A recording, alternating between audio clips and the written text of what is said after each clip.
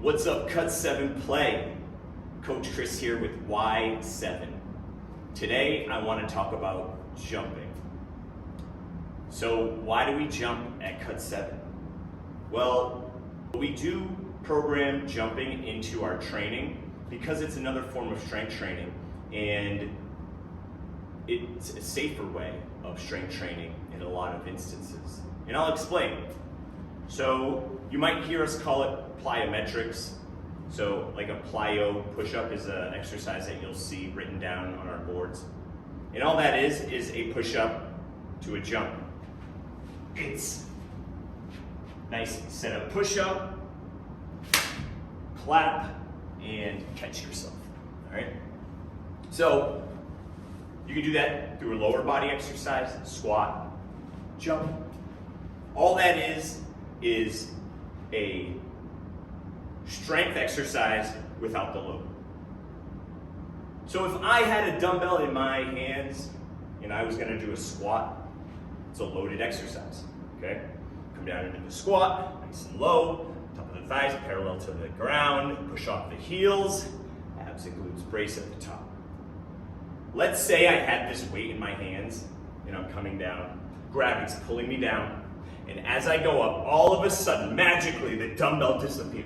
What's gonna happen? If I'm using that same amount of force, my feet are gonna come off the ground. Now I don't have that gravitational pull of the weight. So jump training is strength training. The one thing is, with jump training, your body starts to compensate where the weight can't. So if I'm doing a squat jump and I'm coming down nice and low and I'm this high, by rep number 5, I'm not getting as high. My body's already lightening the load for me. Whereas if you have an 80-pound dumbbell in your hands, by rep number 5, how is your body gonna compensate? If it's tired, if it's fatigued, the form breaks down. So using these heavy loads for a certain amount of reps, sometimes doing the jump is a safer way of eliciting that same effect, because we don't want the muscle that should be stabilizing to start working to lift that weight. So that's one reason why we do jump training, why we do plyometrics. Another one is speed. We can safely do speed, but if I have a load in my hands and I'm asking you to do 20 squat jumps, or 20 squats with a load. Okay, you're going super fast, right? All of a sudden, by rep number 12, you're on the balls of your feet, you're bent over, you're just not doing it right. You still have that weight in your hands though, so you think you're doing the right thing, but that's bad programming. Speed is better suited for jumping because your body will naturally start to compensate. You can keep your form, but the weight that you're asking your body to carry and move and get off the ground is something your body's used to. So it will naturally start to decrease the range of motion, or it will tell you to stop. But at least you don't have that weight that's pulling you down, right? One thing that a lot of folks are concerned about is impact, my bones, my joints. Jump training is actually good for your bones. It's good for your joints. Strength training is good for your bones, good for your joints. Teaching your body how to take that impact is the best way to prevent injury from impact. So maybe you're new to jump training, to plyometrics. Maybe you're not doing the highest jump or the 20 reps. But just because you're worried about potential injury doesn't mean you shouldn't be doing it. Jump training is an important thing to practice for injury prevention. Because if you're not practicing how to get up off the ground and then land in a stable way and effectively, your body isn't going to know how to in any kind of real life situation. Hopping up, that should never be a painful or scary situation. Jump training is not just how do I get high, it's also how do I land.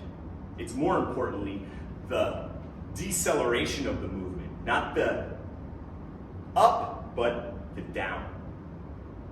So know why you're jumping. Sometimes it's for cardio. If it's for cardio, tuck jumps. Right? I'm just going fast. I'm just trying to get my heart rate up, okay? Yeah, I'm gonna start here. Boom, boom. Knees up, knees up, knees up, coach says. Second round. Right? Still doing it to the best of your ability. Your body's making adjustments on its own. Now, abs day. Tuck jump. Set your abs. Bend to the knees, ankles, and hips. Lift. Land in the same position you launched from. Totally different experience. Reset. Bounds. Heart day. It's not about.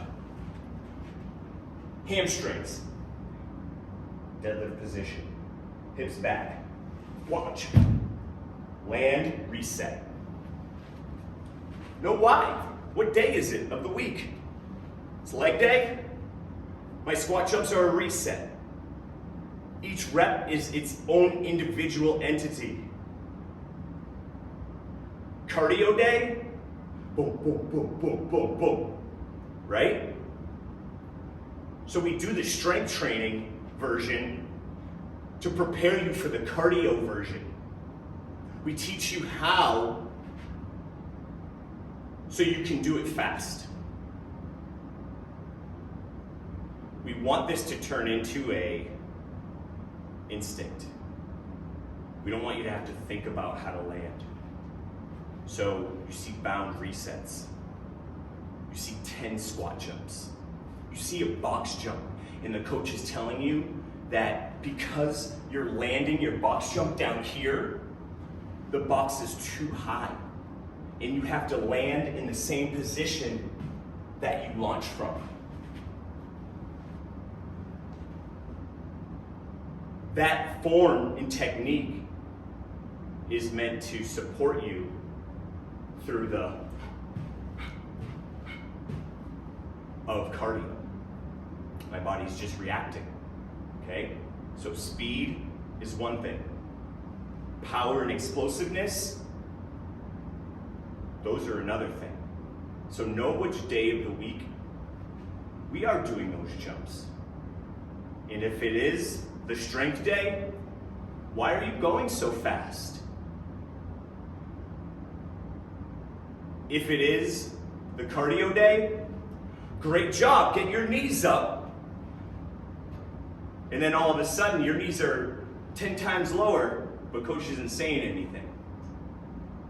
Because coach knows. Okay? Let your body be where it is. But also, don't avoid it just because of fear. If you have an injury, totally different story. But let us work with you.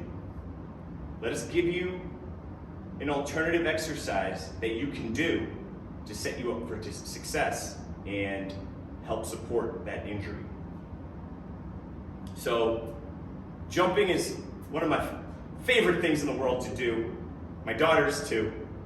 I hope that you've learned a little bit about why we do the jumping at Cut, and next time you're taking class, you can use this information to support you in this movement. Coach Chris, Y7. Thanks for checking it out. If you have any questions, comments, concerns,